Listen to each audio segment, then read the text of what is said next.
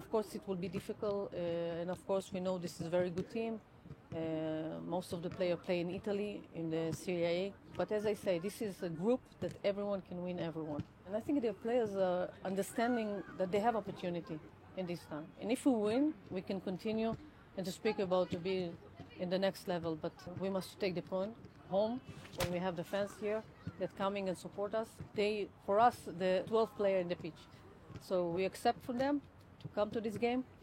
And I hope that we will take the points.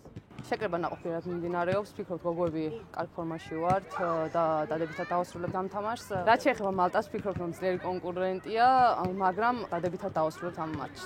სახში თამაში ჩვენთვის ბევრად მნიშვნელოვანია, რა თქმა უნდა, გულშემატკივარი ჩვენი მეთორმეტე ფეხბურთელია, ესე რომ ვთქვათ და ვთხოვთ ყველას, რომ მოვიდნენ და გვიგულშემატკივრონ შვიდსაათზე თამაში.